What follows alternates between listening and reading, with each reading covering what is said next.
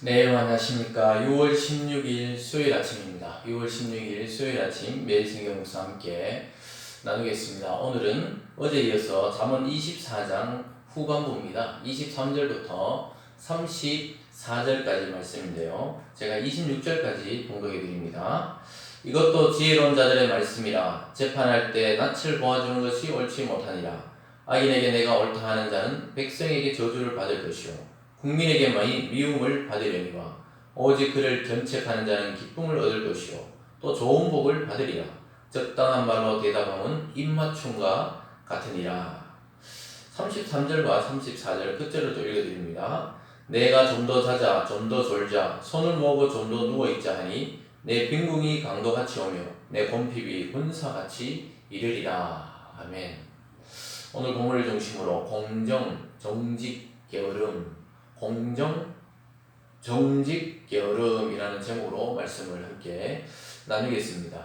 여러분, 우리는 하루 24시간 또 우리의 일생이 몇 년 동안 이 땅에 살지 몰라도 결국 한정된 시간 속에 이 세상을 살아갑니다.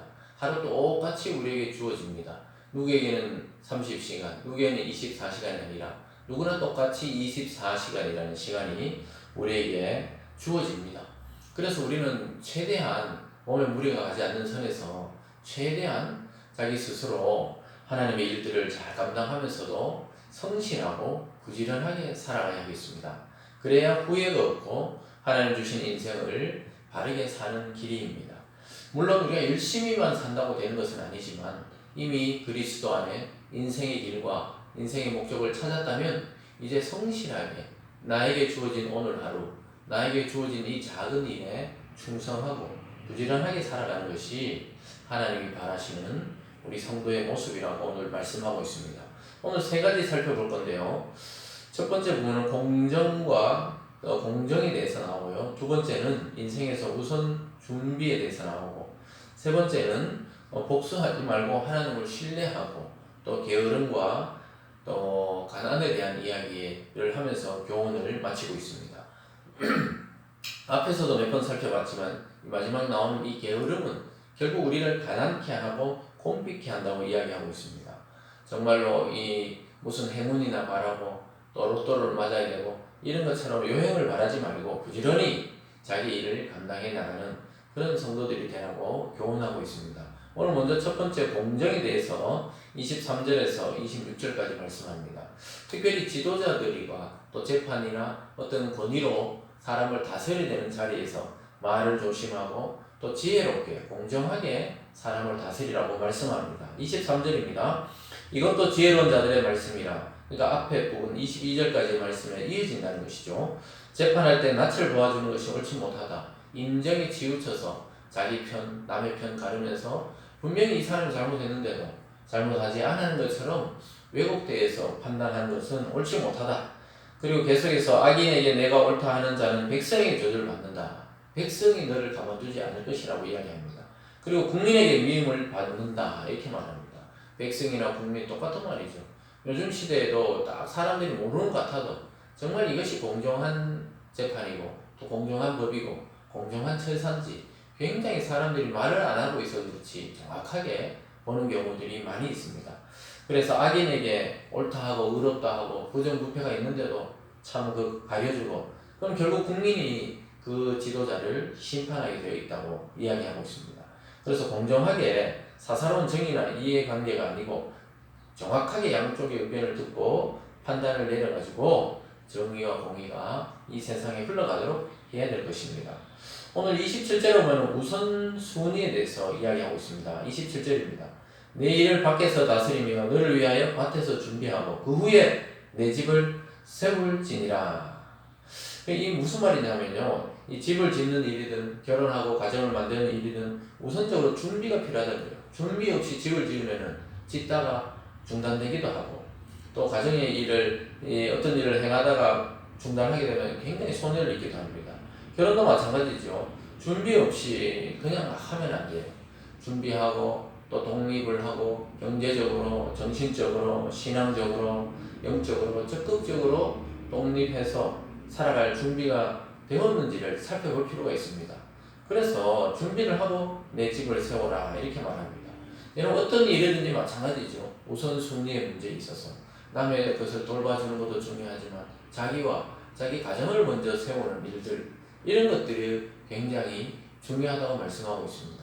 물론 공적인 일을 하는 분들은 가정보다도 공적 일을 먼저 처리해야 될 때도 있습니다.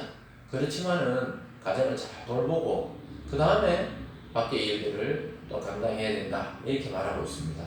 사랑하는 여러분, 젊은이들에게는 결혼에 대한 준비, 또 어른들에게는 자식들을 독립시킬 준비, 또 우리 삶의 인생을 마감하고 천국을 맞이할 준비, 이런 준비들이 우리 삶에 있어야 할 것입니다. 계속해서 세 번째는 복수하지 말고 하나님을 신뢰하라는 거예요.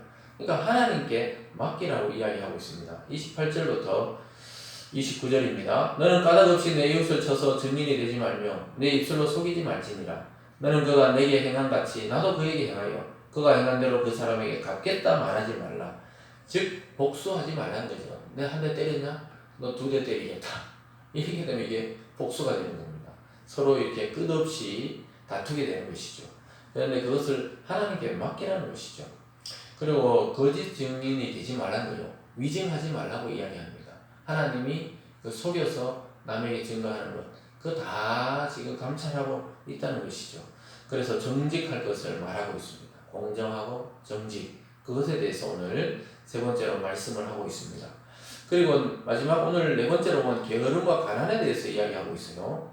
그래서 게으른 농부는 아무리 좋은 밭을 줘도 가시덤불만 남게 된다는 겁니다. 30절과 31절입니다. 내가 게으른 자의 밭과 지혜 없는 자의 포도원을 지나며 본즉 가시덤불이 그 전부에 퍼졌으며 그 지면이 거친 풀로 덮였고 돌담이 무너져 있기로. 참 좋은 밭을 줬는데도 지혜 없는 자는 그 포도원을 가꾸지 않고 게을러서 가시덤불과 풀이 우거지는 겁니다. 아무리 좋은 땅을 줘도 농부가 부지런히 자기 삶을 가꾸지 않으면 잡초와 가시덤불만 나누고 쓸모없는 땅이 되고 돌담은 무너져 있고, 그러니까 참 게으른 농부는 오히려 좋은 밭을 나쁜 밭으로, 좋은 울타리를 무너져 내리게 한다고 이야기하고 있습니다. 이것은 우리 인생에 주어진 시간도 마찬가지죠. 하나님이 주신 모든 시간들 부지런히 자기 맡은 분야에 공부하고 준비하고 또 성실히 일하고, 이것은 기본이라고 지금 말씀하고 있습니다. 그렇지 않으면 이미 좋은 조건, 우리의 일생이라는 것을 주셨는데도 낭비할 뿐이라는 것이죠. 그러면서 32절에 지혜로운 자가 교훈을 받아요. 내가 보고 생각이 깊었고 내가 보고 훈계를 받았노라. 야, 이게 참 어떤 사람이 저 밭을 가꾸느냐에 따라서 완전히 달라진다는 것을 깨닫게 되었다는 거예요. 그리고 교훈을 받았다는 거고 깊이 생각해 봤다는 겁니다. 게으른 자들을 보면서 야, 저렇게 살아서는 안 되겠구나.